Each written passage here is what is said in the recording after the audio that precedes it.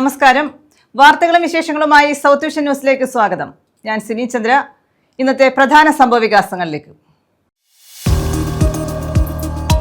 സംസ്ഥാന മന്ത്രിസഭയിലെ വകുപ്പ് വിഭജനം പൂർത്തിയായി. പൊതുഭരണം, ധനം, നിയമ, തുറമുഖ വകുപ്പുകൾ മുഖ്യമന്ത്രി വി.ഡി. സതീശൻ കൈകാര്യം ചെയ്യും. ആഭ്യന്തരം, വിജിലൻസ് വകുപ്പുകൾ രമേശ് ചെന്നിത്തലയ്ക്കാണ്. ആരോഗ്യ, ദേവസ്വം വകുപ്പുകൾ കെ. മുരളീധരന്.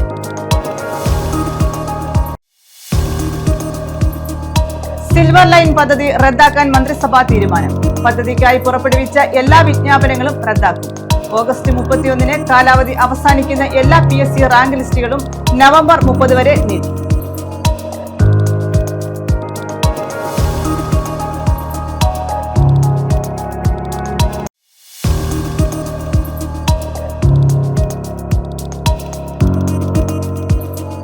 മിൽമ പാൽവില ലിറ്ററിന് 4 രൂപ വർദ്ധിപ്പിച്ചു.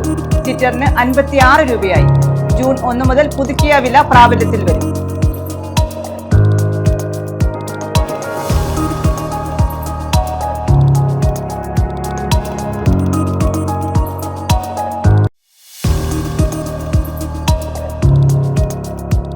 ഇന്ധനവില വർധനവ് തുടരുന്നു. 5 ദിവസത്തിനിടെ വീണ്ടും വർധനവ്. പെട്രോൾ ലിറ്ററിന് 95 പൈസയും ഡീസലിന് 96 പൈസയും വർദ്ധിപ്പിച്ചു.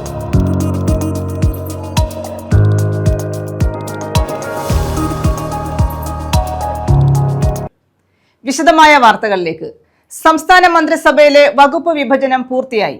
പൊതുഭരണം, ധനം, നിയമ, തുറമുഖ വകുപ്പുകൾ മുഖ്യമന്ത്രി വി.ഡി. സതീശൻ കൈകാര്യം ചെയ്യും. ആഭ്യന്തരം, വിജിലൻസ് വകുപ്പുകൾ രമേശ് ചെന്നിത്തലയ്ക്കാണ്. ആരോഗ്യ, ദേവസ്വം വകുപ്പുകൾ കെ. മുരളീധരനാണ്. വി.ഡി. സതീശൻ മന്ത്രിസഭയിലെ വകുപ്പ് വിഭജനം പൂർത്തിയായി. പൊതുഭരണം, ധനം, നിയമം, തുറമുഖ വകുപ്പുകൾ മുഖ്യമന്ത്രി വി.ഡി. സതീശൻ കൈകാര്യം ചെയ്യും. ആഭ്യന്തരം, വിജിലൻസ് വകുപ്പുകൾ രമേശ് ചെന്നിത്തലയ്ക്കാണ്. വൈദ്യുതി, പരിസ്ഥിതി വകുപ്പുകൾ സണ്ണി ജോസഫിനും, ആരോഗ്യം, ദേവസ്വം എന്നീ വകുപ്പുകൾ കെ. മുരളീധരനും, റവന്യൂ വകുപ്പ് A.P. അനിൽകുമാറിനുമാണ്. PC വിശ്വനാഥ് ടൂറിസം സാംസ്കാരികവും, M. ലിജു എക്സൈസ് സഹകരണവും, റോജി M. ജോൺ ഉന്നത വിദ്യാഭ്യാസവും കൈകാര്യം ചെയ്യും. T. സിദ്ദിഖാണ് കൃഷിമന്ത്രി. K. തുളസിക്ക് പിന്നോക്ക ക്ഷേമവും, ബിന്ദു കൃഷ്ണയ്ക്ക് വനിതാ ശിശുക്ഷേമവും തൊഴിലും, OJ ജനീഷിന് കായികവും യുവജനക്ഷേമവും, P.K. കുഞ്ഞാലിക്കുട്ടിക്ക് വ്യവസായവും IT വകുപ്പുകളും നൽകും. പൊതുവിദ്യാഭ്യാസം N. ഷംസുദ്ദീനും, തദ്ദേശ സ്വയംഭരണം K.M. ഷാജിയും, പൊതുമരാമത്ത് P.K. ബഷീറും, ഫിഷറീസ് V. അബ്ദുൾ ഗഫൂറും, ജലസേചനം മോൻസ് ജോസഫും, ഭക്ഷ്യ സിവിൽ സപ്ലൈസ് വകുപ്പ് അനൂപ് ജേക്കബും, ഷിബു ബേബി ജോൺ വനം വകുപ്പും, CP ജോൺ ഗതാഗതവും കൈകാര്യം ചെയ്യും. News desk. Thiruvananthapuram medical college ആശുപത്രിയിൽ ചികിത്സാ പിഴവിനെ തുടർന്ന് മരിച്ച വേണുവിന്റെ കുടുംബത്തിന് ധനസഹായം പ്രഖ്യാപിച്ചു. 5 ലക്ഷം രൂപ ധനസഹായം നൽകുമെന്ന് മുഖ്യമന്ത്രി വി.ഡി. സതീശൻ അറിയിച്ചു. ഇതേസമയം ആരോഗ്യ പ്രവർത്തകർക്കെതിരെ നടപടി വേണമെന്നും തന്റെ യോഗ്യതയ്ക്കനുസരിച്ച് സർക്കാർ ജോലി നൽകണമെന്നും വേണുവിന്റെ ഭാര്യ സിന്ധു ആവശ്യപ്പെട്ടു. തിരുവനന്തപുരം മെഡിക്കൽ കോളേജ് ആശുപത്രിയിൽ ചികിത്സാ പിഴവിനെ തുടർന്നാണ് പന്മന സ്വദേശിയായ വേണു മരിച്ചത്.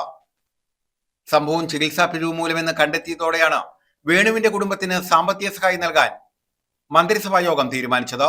5 ലക്ഷം രൂപയാണ് മുഖ്യമന്ത്രി വി.ഡി. സതീശൻ ധനസഹായം പ്രഖ്യാപിച്ചത്. ഇതേസമയം സർക്കാർ അടിയന്തര ധനസഹായം പ്രഖ്യാപിച്ചതിൽ ആശ്വാസമുണ്ടെന്ന് വേണുവിന്റെ ഭാര്യ സിന്ധു പറഞ്ഞു. നമ്മുടെ സർക്കാർ അധികാരത്തിൽ കയറിയിട്ട് 3-4 ദിവസമായതേ ഉള്ളൂ. ഞാൻ ആദ്യം തന്നെ സാറിനൊരു നിവേദനം കൊടുത്തിട്ടുണ്ടായിരുന്നു. അതനുസരിച്ച് മുന്നോട്ട് നീങ്ങുകയും എനിക്കിപ്പോൾ 5 ലക്ഷം രൂപ അനുവദിച്ചു. ഒരുപാട് സന്തോഷം തോന്നി. കാരണം നമ്മുടെ LDF സർക്കാർ ഭരിക്കുന്ന സമയത്താണ് എൻ്റെ ഹസ്ബൻഡ് മരിച്ചത്. ആ ഒരു വോയിസ് റിപ്പോർട്ട് ഉണ്ടായിട്ട് പോലും, റിപ്പോർട്ട് അനുകൂലമായിട്ട് വന്നിട്ട് പോലും നമുക്ക് യാതൊരു സഹായങ്ങൾ തന്നെ ഉണ്ടായിട്ടില്ലായിരുന്നു.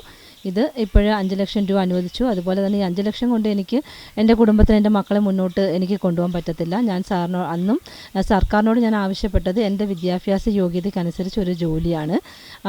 ഇനിയും ഞാൻ പോസിറ്റീവായിട്ട് തന്നെ, കാരണം എന്നെ ഇപ്പോഴും കൈവിട്ടിട്ടില്ല എന്നുള്ളത് എനിക്ക് മനസ്സിലായി. അതുകൊണ്ട് ഇനിയും കൈവിടില്ല എന്നുള്ളൊരു പോസിറ്റീവ് ചിന്ത തന്നെ എനിക്കുണ്ട്. അതായത് എനിക്കൊരു ജോലി അവർ തീർച്ചയായിട്ടും തരുമെന്ന് ഞാൻ വിശ്വസിക്കുന്നു. ഞാൻ പറഞ്ഞിട്ടുണ്ടായിരുന്നു. പറഞ്ഞതുപോലെ തന്നെ സാറ് എന്തായാലും അത് വൈകിയാലും എന്തായാലും എനിക്കത് ഒരു പോസിറ്റീവായിട്ടുള്ള ഒരു നടപടി ഉണ്ടാകും എന്ന് ഞാൻ വിശ്വസിക്കുന്നു. മെഡിക്കൽ റിപ്പോർട്ട് എന്ന് പറഞ്ഞാൽ നമ്മുടെ ആദ്യത്തെ റിപ്പോർട്ട് നമുക്ക് പോസിറ്റീവായിട്ട് വന്നു. അവിടെ സിസ്റ്റത്തിൻ്റെ തകരാറാണെന്ന് പറഞ്ഞ് അവർ രണ്ടാമത്തെ ഹിയറിംഗ് വെച്ചു. അതിൻ്റെ റിപ്പോർട്ട് എന്താണെന്ന് പോലും ഇതുവരെ അറിയത്തില്ല. എന്ത് കിട്ടിയോന്ന് പോലും നമുക്ക് അറിയത്തില്ല. ഞാനൊന്ന് വിളിച്ച് ചോദിച്ചപ്പം നമ്മുടെ നേരത്തെ MLA പറഞ്ഞു അത് എന്താണെന്ന് അറിയത്തില്ല, റിപ്പോർട്ട് വന്നിട്ടില്ല എന്ന് പറഞ്ഞു. പിന്നെ എന്നെ ഇങ്ങോട്ട് ഇതുവരെ ഒന്നും കോൺടാക്ട് ചെയ്തിട്ടില്ല. പിന്നെ അതേപോലെ SCയുടെ ഒരു അദാലത്തിന് പോയിട്ടുണ്ടായിരുന്നു. ഷെഡ്യൂൾ കാസ്റ്റിൻ്റെ അദാലത്തിൻ്റെ റിപ്പോർട്ട് വന്നപ്പോഴും അവരും അതായത് നമുക്ക് അനുകൂലമായിട്ടുള്ള റിപ്പോർട്ടാണ് വന്നത്. ഞാൻ സാറിന് നിവേദനം സമർപ്പിച്ചപ്പോഴും ഈ 2 റിപ്പോർട്ട് ഞാൻ അതിൽ കൊടുത്തിട്ടുണ്ടായിരുന്നു, അവരെ ഏൽപ്പിച്ചു.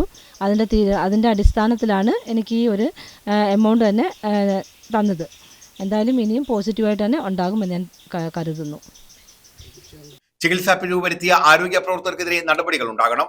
ഒപ്പം തന്റെ വിദ്യാഭ്യാസ യോഗ്യതകൾക്കനുസരിച്ച് സർക്കാർ ജോലി നൽകുന്നതിന് ആവശ്യമായ നടപടികളും സർക്കാർ സ്വീകരിക്കണമെന്ന് സിന്ധു ആവശ്യപ്പെട്ടു. കഴിഞ്ഞ നവംബർ 5-നാണ് പന്മന സ്വദേശിയായ വേണു മതിയായ ചികിത്സ ലഭിക്കാതെ തിരുവനന്തപുരം മെഡിക്കൽ കോളേജ് ആശുപത്രിയിൽ മരിച്ചത്. News bureau, Chavara.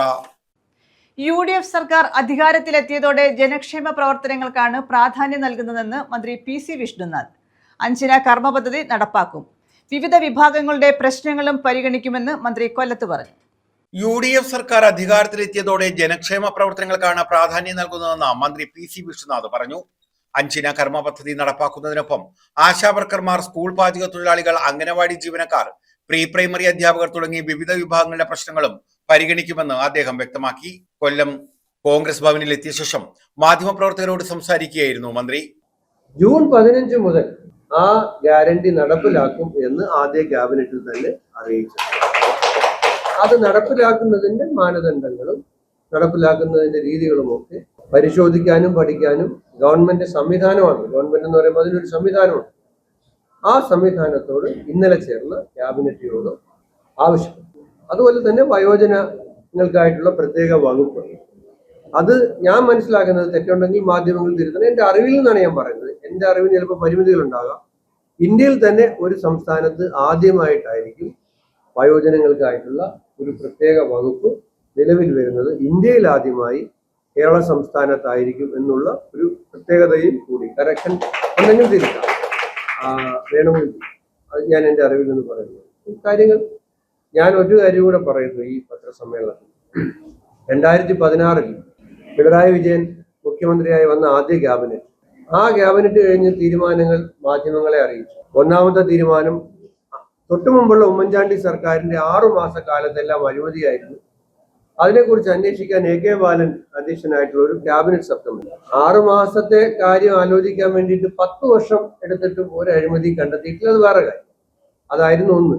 2, വിഴിഞ്ഞം തുറമുഖ പദ്ധതി മുഴുവൻ അഴിമതിയാണ്, 6000 കോടിയുടെ അഴിമതിയാണ്. അത് അന്വേഷിക്കാൻ ജസ്റ്റിസ് CN രാമേന്ദ്രൻ നായർ അധ്യക്ഷനായ ഒരു കമ്മീഷൻ.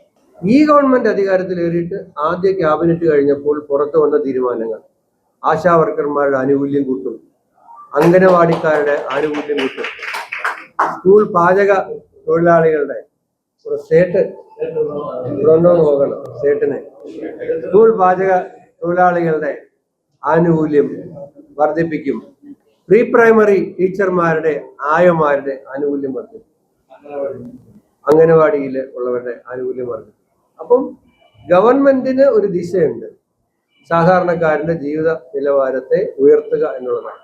സാമ്പത്തിക പ്രതിസന്ധി ഉണ്ട്. സാമ്പത്തിക പ്രതിസന്ധി എന്ന് പറഞ്ഞുകൊണ്ടിരുന്നിട്ട് കാര്യമില്ല. ആളുകൾക്ക് ഒരു സർക്കാർ മാറി എന്ന് തോന്നണം.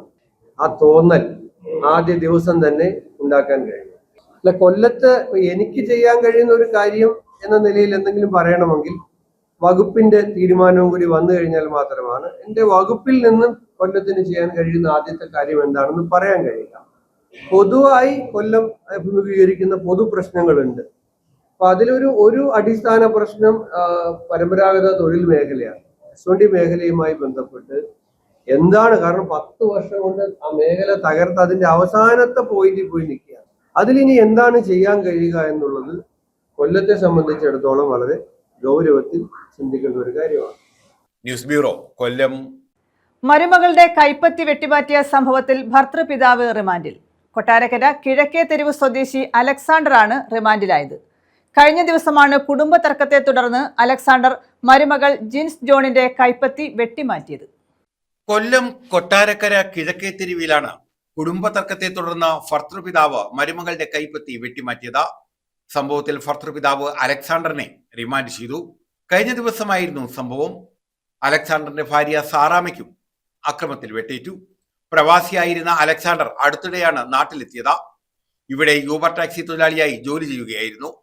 കുടുംബ പ്രശ്നങ്ങളാണ് അക്രമത്തിന് കാരണമെന്നാണ് പോലീസ് പറയുന്നത്. സംഭവത്തിന് പിന്നാലെ അലക്സാണ്ടറിനെ കൊട്ടാരക്കര പോലീസ് അറസ്റ്റ് ചെയ്ത് കോടതിയിൽ ഹാജരാക്കുകയായിരുന്നു. News bureau, Kottarakkara. വിദ്യാഭ്യാസ, സാംസ്കാരിക, പരിസ്ഥിതി മേഖലകളിലെ സജീവ സാന്നിധ്യമായിരുന്ന പ്രൊഫസർ ആർ ഗംഗാപ്രസാദിന്റെ സ്മരണയ്ക്കായുള്ള പുരസ്കാരം SP രവിക്ക്. കേരള നദീ സംരക്ഷണ സമിതി പ്രസിഡന്റാണ് SP രവി. 22,511 രൂപയും ഫലകവും അടങ്ങുന്നതാണ് അവാർഡ്. 22-ന് അവാർഡ് സമ്മാനിക്കുമെന്ന് ബന്ധപ്പെട്ടവർ അറിയിച്ചു. ഗംഗാപ്രസാദ് ഫൗണ്ടേഷന്റെയും CPIയുടെയും നേതൃത്വത്തിലാണ് പരിപാടി സംഘടിപ്പിക്കുന്നത്. വിദ്യാഭ്യാസ, സാമൂഹിക, സാംസ്കാരിക, പരിസ്ഥിതി മേഖലകളിൽ നേതൃത്വപരമായി പങ്കുവഹിക്കുകയും സജീവ സാന്നിധ്യവുമായിരുന്ന പ്രൊഫസർ ആർ ഗംഗാപ്രസാദിന്റെ 15ാമത് ചരമവാർഷികത്തിന്റെ ഭാഗമായാണ് പുരസ്കാരം സമ്മാനിക്കുന്നത്. ആർ ഗംഗാപ്രസാദ് ഫൗണ്ടേഷന്റെയും ഇന്ത്യൻ കമ്മ്യൂണിസ്റ്റ് പാർട്ടി കുന്നത്തൂർ മണ്ഡലം കമ്മിറ്റിയുടെയും നേതൃത്വത്തിലാണ് ഗംഗാപ്രസാദ് അനുസ്മരണം സംഘടിപ്പിച്ചിട്ടുള്ളത്. ഫൗണ്ടേഷന്റെ നേതൃത്വത്തിൽ ഏർപ്പെടുത്തിയിട്ടുള്ള ഗംഗാപ്രസാദ് സ്മാരക പുരസ്കാരം ചാലക്കുടി പുഴ സംരക്ഷണ സമിതി സെക്രട്ടറിയും കേരള നദീ സംരക്ഷണ സമിതി പ്രസിഡന്റും റിവർ റിസർച്ച് സെന്റർ ഡയറക്ടറുമായ SP രവിക്ക് സമ്മാനിക്കും. 22-ന് നടക്കുന്ന ചടങ്ങിലാണ് പുരസ്കാരം സമ്മാനിക്കുന്നതെന്ന് ചവറ KS പിള്ള, ഭരണസമിതി അംഗങ്ങളായ KNK നമ്പൂതിരി, പ്രേംജി പ്രസാദ് എന്നിവർ അറിയിച്ചു. 22,511 രൂപയും ഫലകവും അടങ്ങുന്നതാണ് പുരസ്കാരം. പരിസ്ഥിതി രംഗത്തെ ശ്രദ്ധേയമായ സംഭാവനകൾക്കാണ് പുരസ്കാരം സമ്മാനിക്കുന്നത്.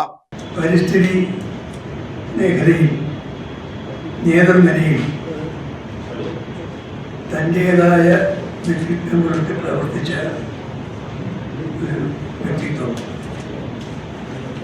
സാംസ്കാരിക പുരോഗമന സാഹിത്യ സാംസ്കാരിക മേഖലയിലെ സജീവ സാന്നിധ്യം, ഇത്തരത്തിലെല്ലാം ചരിത്രത്തിൻ്റെ ഭാഗമായി മാറിയ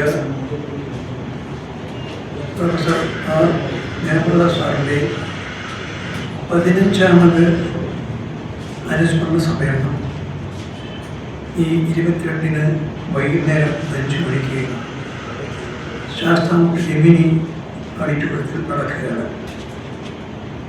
ഈ സമ്മേളനം കമ്മ്യൂണിസ്റ്റ് പാർട്ടി സംസ്ഥാന സെക്രട്ടറി വിനോദ് വിശ്വം ഉദ്ഘാടനം ചെയ്യുന്നു. ജില്ലാ സെക്രട്ടറി PS സുബാൻ അനുസ്മരണ ഭാഷണം നടത്തുന്നു. വിവിധ മേഖലകളിലെ സംയുക്തമായിട്ട് തങ്ങൾ പരിപാടി പങ്കെടുക്കുന്നു. ഫൗണ്ടേഷൻ്റെ പ്രവർത്തന മേഖലയിൽപ്പെട്ട ഒത്തിരി കാര്യങ്ങൾ തുടക്കം ചെയ്തു വരികയാണ്. ന്യൂസ് ബ്യൂറോ, കൊല്ലം. മിൽമ പാൽവില ലിറ്ററിന് 4 രൂപ വർദ്ധിപ്പിച്ചു. ഇതോടെ ലിറ്ററിന് 56 രൂപയായി. ജൂൺ 1 മുതൽ പുതുക്കിയ വില പ്രാബല്യത്തിൽ വരും. മിൽമ ബോർഡ് ഓഫ് ഡയറക്ടേഴ്സ് യോഗത്തിലാണ് തീരുമാനം. മിൽമ പാൽവില ലിറ്ററിന് 4 രൂപ വർദ്ധിപ്പിച്ചു. ഇതോടെ ലിറ്ററിന് 56 രൂപയാകും.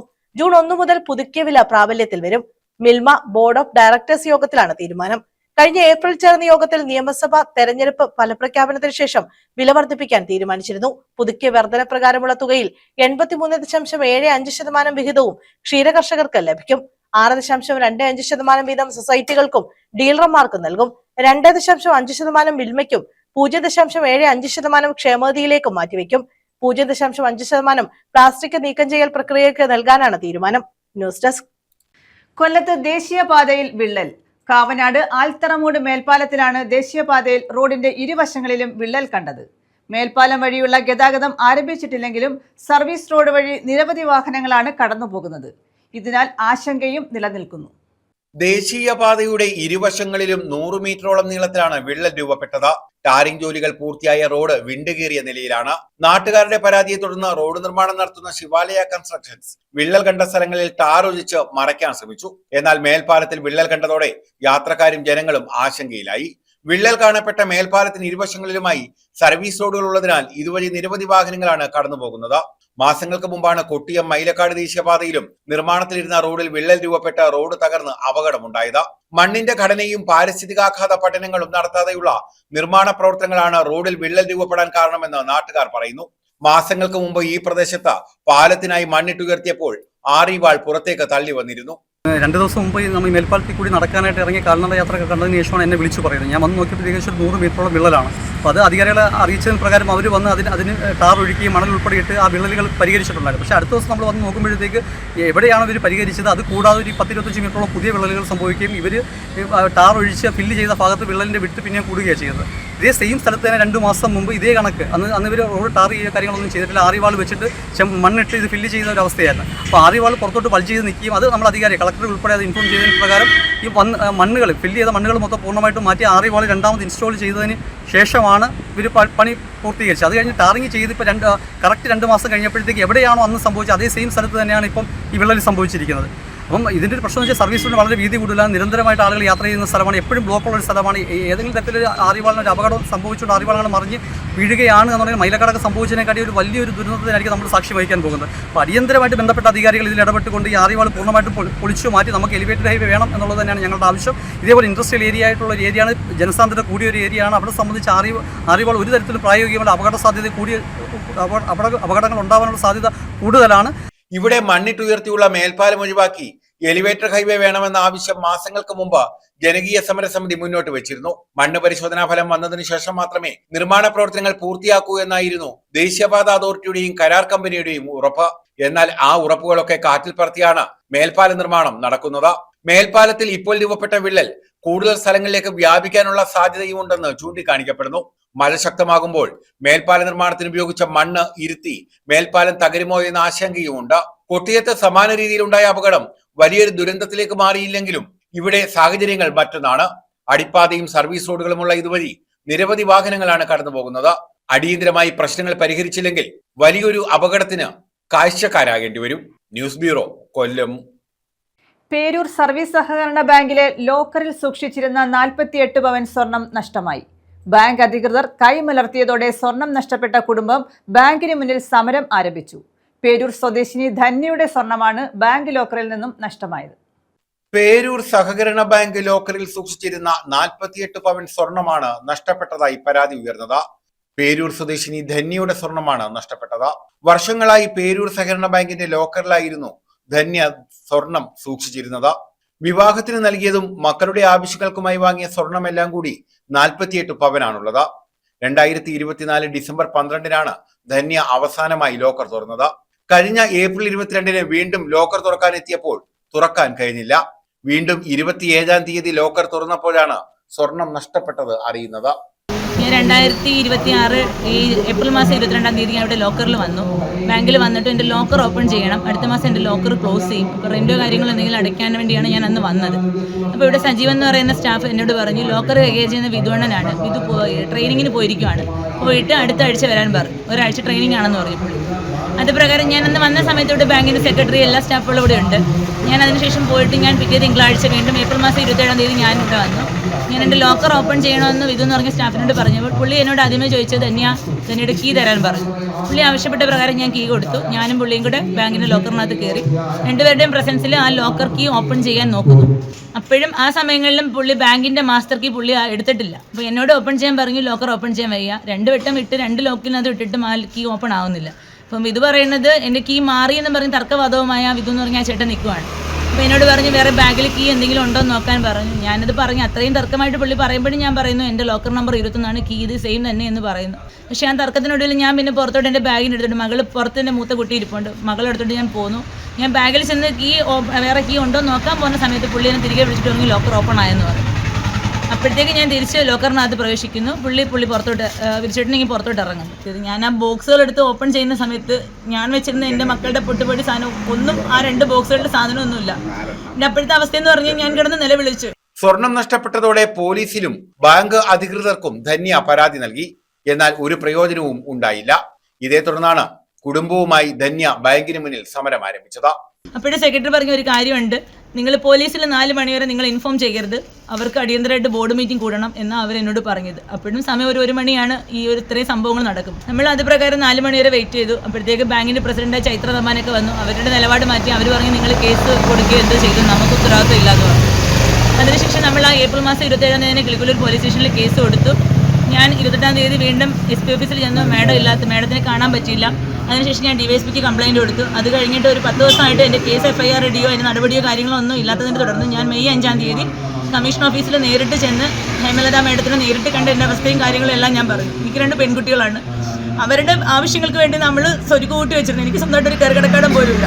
അപ്പോൾ നമ്മൾ കുറേ നമ്മുടെ ജീവിതത്തിൻ്റെ പ്രതീക്ഷ ഇവിടെ കൊണ്ടുവന്ന് വിശ്വസിച്ച് ഈ സ്വർണ്ണം മൊത്തം. ഇപ്പോൾ ബാങ്ക് പറയണതെന്ന് പറഞ്ഞാൽ ഞാൻ കേസിൻ്റെ വഴി പോയി നേടിക്കോ, അതുപോലെ പോലീസ് അന്വേഷണം നടക്കുന്നു, SPF സ്പെഷ്യൽ ബ്രാഞ്ച് ഏറ്റെടുത്ത് എൻ്റെ കേസ് അന്വേഷണം നടക്കുന്നു എന്ന് പറയുന്നുണ്ട്.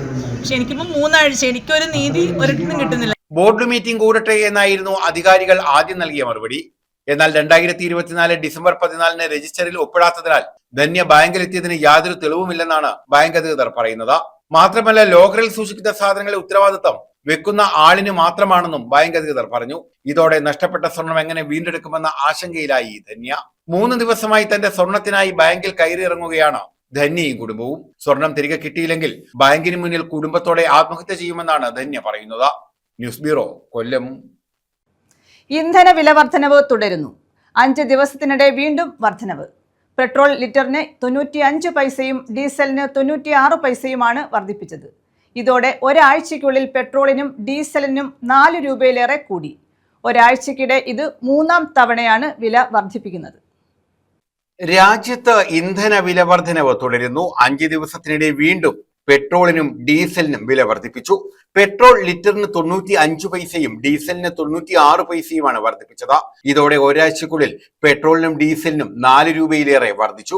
ഒരാഴ്ചക്കിടെ ഇത് 3-ാം തവണയാണ് ഇന്ധനവില വർദ്ധിപ്പിക്കുന്നത്. പ്രീമിയം പെട്രോളിനും ഡീസലിനും സമാനമായ വർധനവുണ്ട്. വില വർധനവ് നിലവിൽ വന്നതോടെ കൊച്ചിയിൽ 1 ലിറ്റർ പെട്രോൾ വില 109.85 രൂപയായി ഉയർന്നു.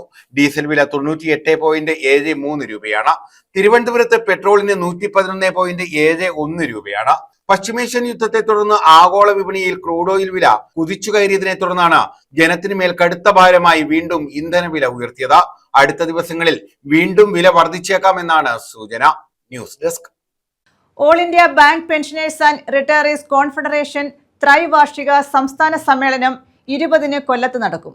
രാജ്യത്തെ പൊതുമേഖലാ ബാങ്കുകൾ, സ്വകാര്യ ബാങ്കുകൾ, പ്രാദേശിക ഗ്രാമീണ ബാങ്കുകൾ എന്നിവയിൽ നിന്നുള്ള ബാങ്ക് പെൻഷൻകാരെയും വിരമിച്ച ജീവനക്കാരെയും പ്രതിനിധീകരിക്കുന്ന ദേശീയ സംഘടനയാണ് confederation. C Kesavan memorial town ഹാളിലാണ് സമ്മേളനം നടക്കുന്നതെന്ന് ഭാരവാഹികൾ കൊല്ലത്ത് അറിയിച്ചു. രാജ്യത്തെ പൊതുമേഖലാ ബാങ്കുകൾ, സ്വകാര്യ ബാങ്കുകൾ, പ്രാദേശിക ഗ്രാമീണ ബാങ്കുകൾ എന്നിവയിൽ നിന്നുള്ള ബാങ്ക് പെൻഷൻകാരെയും വിരമിച്ച ജീവനക്കാരെയും പ്രതിനിധീകരിക്കുന്ന ദേശീയ സംഘടനയാണ് all India bank pensioners and retirees confederation. കോൺഫെഡറേഷന്റെ 5ാമത് ത്രൈവാർഷിക സംസ്ഥാന സമ്മേളനമാണ് 20-ന് Kollam C Kesavan memorial town ഹാളിൽ നടക്കുന്നത്. 2012 ബാങ്ക് ജീവനക്കാരുടെ ബൈപാർട്ടി സെറ്റിൽമെന്റിനോടൊപ്പം ഇപ്പോൾ ഒരു ചാർട്ടർ ഡിമാൻഡ്സ് വെച്ചിരുന്നു റിട്ടയർ ചെയ്തവരുടെ കാര്യങ്ങൾ. പക്ഷേ അതിൽ കാര്യമായ ഒരു പരിഹാരങ്ങളും ഉണ്ടായില്ല. 2017 നടന്ന ബൈപാർട്ടികളിൽ വീണ്ടും ഒരു ചാർട്ടർ ഡിമാൻഡ്സ് കൊടുത്തു. അതിലും കാര്യമായ പരിഹാരമൊന്നും ഉണ്ടായില്ല. പിന്നീട് മറ്റാരുടെയും സഹായമില്ലാതെ ഈ സംഘടനയുടെ നേതൃത്വത്തിൽ തന്നെയുള്ള പരിശ്രമങ്ങൾ ആണ് തുടങ്ങുന്നത്. അത് പലതരത്തിൽ, അതായത് ബന്ധപ്പെട്ട അധികാരികളായിട്ടുള്ള IBA, അതുപോലെ തന്നെ ഇന്ത്യൻ ബാങ്ക്സ് അസോസിയേഷൻ്റെയും secretary, department of financial services, അതുപോലെ തന്നെ വിവിധ MP-മാർ, വിവിധ മന്ത്രിമാർ, ഫിനാൻസ് മിനിസ്റ്റർ തുടങ്ങിയ എല്ലാ ആൾക്കാരെയും നമ്മൾ സമീപിച്ച് മെമ്മോറാണ്ടങ്ങൾ കൊടുക്കുകയും നമ്മുടെ പ്രശ്നങ്ങൾ അവതരിപ്പിക്കുകയൊക്കെ ചെയ്തു. അതുകൂടാതെ ഇന്ത്യയൊട്ടുക്കും പല സംസ്ഥാനങ്ങളുമായിട്ട് ധർണകൾ, പ്രകടനങ്ങൾ, അങ്ങനെയുള്ള അജിറ്റേഷണൽ പ്രോഗ്രാമുകൾ ഉണ്ടായിരുന്നു. ജന്തർ മന്ദറിൽ 2024 ഒക്ടോബറിൽ നടത്തിയ ഒരു ധർണയാണ് അങ്ങനെയുള്ളതിൽ ഏറ്റവും അവസാനത്തേത്. കേരളത്തെ സംബന്ധിച്ച് പറഞ്ഞാൽ കേരളത്തിൽ ഈ ഐപാർക്ക് എന്നുള്ള സംഘടനയ്ക്ക് എല്ലാ ജില്ലകളിലും ജില്ലാ കമ്മിറ്റി ഉണ്ട്. ഇപ്പോൾ അതിനപ്പുറത്തേക്ക് ചെറിയ ചെറിയ പ്രദേശങ്ങളിൽ ടൗൺ കമ്മിറ്റികൾ തുടങ്ങിയിട്ടുണ്ട്. കാരണം എല്ലാവരും പ്രായമായ ആൾക്കാരാണ്. അപ്പോൾ ഒരു സ്ഥലത്തേക്ക് യാത്ര ചെയ്ത് എത്താനുള്ള ബുദ്ധിമുട്ട് ഒഴിവാക്കാനാണ് ഞങ്ങൾ അങ്ങനെയുള്ള ഒരു സംവിധാനം ആലോചിച്ചത്. അതിൻ്റെ ഭാഗമായിട്ട് കൂടുതൽ ആൾക്കാർക്ക് ഇതിൽ പങ്കെടുക്കാനും ഇൻവോൾവ് ചെയ്യാനും കഴിയുന്നുണ്ട്. Federation of SBI pensioners associations എന്നിവയോടൊപ്പം ബാങ്ക് പെൻഷൻകാരുടെയും വിരമിച്ച ജീവനക്കാരുടെയും ദീർഘകാലമായി നിലനിൽക്കുന്ന വിവിധ ആവശ്യങ്ങൾക്കായി സംഘടന പ്രവർത്തിച്ചു വരികയാണെന്ന് ഭാരവാഹികൾ പറഞ്ഞു. കൊല്ലം മേയർ AK ഹഫീസ് സമ്മേളനം ഉദ്ഘാടനം ചെയ്യും. സംസ്ഥാന പ്രസിഡന്റ് ടോം തോമസ് അധ്യക്ഷത വഹിക്കും. Supreetha Sarkar, S Rajesh, M Suresh, R Chandrasenan, PB Thomas തുടങ്ങിയവർ പങ്കെടുക്കും. ബാങ്ക് പെൻഷൻകാരുടെ ദീർഘകാലമായി നിലനിൽക്കുന്ന ന്യായമായ ആവശ്യങ്ങൾ സമ്മേളനം ചർച്ച ചെയ്യുമെന്ന് സംസ്ഥാന president Tom Thomas, secretary Sreekumar B, R Chandrasenan, PB Thomas, Abraham Shaji John, S Rajan, P Venugopal തുടങ്ങിയവർ അറിയിച്ചു. ന്യൂസ് ബ്യൂറോ, കൊല്ലം. SSLC പരീക്ഷയിൽ എല്ലാ വിഷയങ്ങൾക്കും A+ ലഭിച്ചതിന് പിന്നാലെ സ്വന്തമായി വീടും ലഭിച്ചതിന്റെ സന്തോഷത്തിൽ നയന. മാക്കുളം ഹെർമൻ ഓർത്തഡോക്സ് ദേവാലയ ഇടവകയുടെ ഭവന പദ്ധതിയിൽ ഉൾപ്പെടുത്തിയാണ് നയനയുടെ കുടുംബത്തിന് വീട് നൽകിയത്. നിയുക്ത MLA ജ്യോതികുമാർ ചാമക്കാല താക്കോൽ കൈമാറി. SSLC പരീക്ഷയിൽ എല്ലാ വിഷയങ്ങൾക്കും A+ ലഭിച്ചതിന് പിന്നാലെയാണ് നയനയുടെ കുടുംബത്തിന് സ്വന്തമായി വീടും ലഭിച്ചത്. പത്തനാപുരം മാക്കുളം ഹെർമോൻ ഓർത്തഡോക്സ് ദേവാലയ ഇടവക വികാരി ഡോക്ടർ റിഞ്ചു P കോശിയുടെ നേതൃത്വത്തിൽ നടത്തിവരുന്ന ഭവന പദ്ധതിയുടെ ഭാഗമായാണ് കമുകുഞ്ചേരി ചെന്നിലമണ്ണിൽ കാഞ്ഞിരംവിളയിൽ സുരേഷ് മിനി ദമ്പതികൾക്ക് വീട് ലഭിച്ചത്. 2 പെൺമക്കളും രോഗിയായ സഹോദരിയും അടങ്ങുന്ന സുരേഷിന്റെ കുടുംബം വളരെ പഴക്കം ചെന്ന വീട്ടിലാണ് കഴിഞ്ഞു വന്നത്. അടച്ചുറപ്പുള്ള വീട് എന്ന കുടുംബത്തിന്റെ ആഗ്രഹമാണ് ഇപ്പോൾ യാഥാർത്ഥ്യമായത്. നിയുക്ത MLA ജ്യോതികുമാർ ചാമക്കാല വീടിന്റെ താക്കോൽ കൈമാറി. വളരെ ഔപചാരികമായിട്ടാണ് നയനമോളുടെ ഗൃഹപ്രവേശന ചടങ്ങിൽ പങ്കെടുക്കാൻ ഇടയായത്. ഈ ചടങ്ങിലേക്ക് റിഞ്ചു അച്ഛൻ ക്ഷണിച്ചപ്പോൾ ഇവിടെ വന്നതിന് ശേഷം മാത്രമാണ് നയനയ്ക്ക് കഴിഞ്ഞ SSLC പരീക്ഷയിൽ ഫുൾ A+ ലഭിച്ചു എന്ന് മനസ്സിലായത്. ഈ മോളെ അഭിനന്ദിക്കുന്നു. അവൾക്ക് ഇനിയും +2 ഉൾപ്പെടെ തുടർന്നങ്ങോട്ടുള്ള അവരുടെ പഠനത്തിൽ നല്ല രീതിയിൽ മുന്നോട്ട് പോകാൻ കഴിയട്ടെ എന്ന് ആശംസിക്കുന്നു. SSLC പരീക്ഷയിൽ മകൾ നയന എല്ലാ വിഷയങ്ങൾക്കും A+ ലഭിച്ചതിന്റെ സന്തോഷത്തിലായ കുടുംബത്തിന് വീട് കൂടി ലഭിച്ചപ്പോൾ അത് ഇരട്ടി മധുരമായി. ചടങ്ങിൽ father doctor Rinju P Koshy അധ്യക്ഷത വഹിച്ചു. നന്മയിൽ ജീവിപ്പാൻ ഞങ്ങളെ ഇടയാക്കണം. പ്രത്യേകാൽ ഈ ചടങ്ങിന് നേതൃത്വം നൽകുന്ന നിന്റെ ദാസനെ തിരുവമ്പാ സമർപ്പിക്കുന്നു. എത്രമാത്രം ആഗ്രഹത്തോടെ ജനം നിന്റെ മകനെ തെരഞ്ഞെടുത്തുവോ ആ ആഗ്രഹങ്ങൾ പൂർത്തീകരിച്ച് നൽകുവാൻ തക്കവണ്ണം ബുദ്ധിയും ശക്തിയും വിവേകവും ആരോഗ്യവും കഴിവുമൊക്കെ തമ്പുരാൻ സ്വർഗത്തിൽ നിന്ന് പ്രദാനം ചെയ്യണമേ. ശക്തമായി താൻ എന്ത് കാര്യത്തിന് വേണ്ടി വാദിച്ചുവോ ആ കാര്യത്തിന് വേണ്ടി പ്രവർത്തിപ്പാൻ നിന്റെ മകനെ ഇടയാക്കണമേ. വന്നുകൂട്ടിയിരിക്കുന്ന എല്ലാവരെയും വാഴ്ത്തണമേ. ഈ ഭവനത്തിൽ പാർക്കുവാൻ പോകുന്ന നിന്റെ മക്കളെയും ഓർക്കുന്നു. സന്തോഷത്തോടെ സമാധാനത്തോടെ ഉള്ള ആയുസ്സുകാലം ആരോഗ്യത്തോടെ ജീവിപ്പാൻ തക്കവണ്ണം കൃപ ചെയ്യണമേ. പിറവന്തൂർ ഗ്രാമപഞ്ചായത്ത് president Shirley Gopinatha, SNDP union secretary B Biju, panchayat അംഗങ്ങളായ മഞ്ജു D നായർ, ഷിബു വർഗീസ്, ഇടവക മുൻ ട്രസ്റ്റി ജിജി ചെറിയാൻ, ഇടവക trustee John V Peter, secretary VT Geevarghese തുടങ്ങിയവർ പങ്കെടുത്തു. പരീക്ഷയിൽ ഉന്നത വിജയം നേടിയ നയനയെയും അനുമോദിച്ചു. News bureau, Pathanapuram. പ്രധാന വാർത്തകൾ വീണ്ടും. സംസ്ഥാന മന്ത്രിസഭയിലെ വകുപ്പ് വിഭജനം പൂർത്തിയായി. പൊതുഭരണം, ധനം, നിയമ, തുറമുഖ വകുപ്പുകൾ മുഖ്യമന്ത്രി VD സതീശൻ കൈകാര്യം ചെയ്യും. ആഭ്യന്തരം, വിജിലൻസ് വകുപ്പുകൾ രമേശ് ചെന്നിത്തലയ്ക്കാണ്. ആരോഗ്യ, ദേവസ്വം വകുപ്പുകൾ K മുരളീധരന്.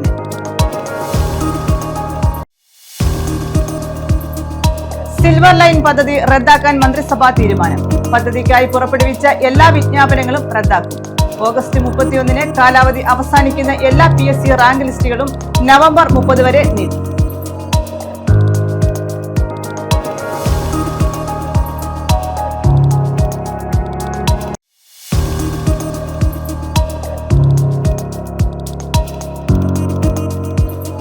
മിൽമ പാൽവില ലിറ്ററിന് 4 രൂപ വർദ്ധിപ്പിച്ചു. ലിറ്ററിന് 56 രൂപയായി. ജൂൺ 1 മുതൽ പുതുക്കിയ വില പ്രാബല്യത്തിൽ വരും.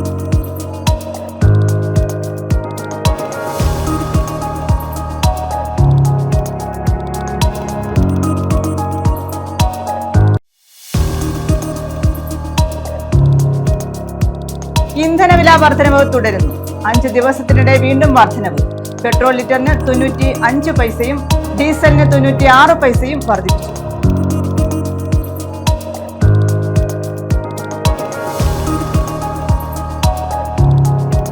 ഈ വാർത്താ ബുള്ളറ്റിൻ പൂർണ്ണമാകുന്നു. നമസ്കാരം.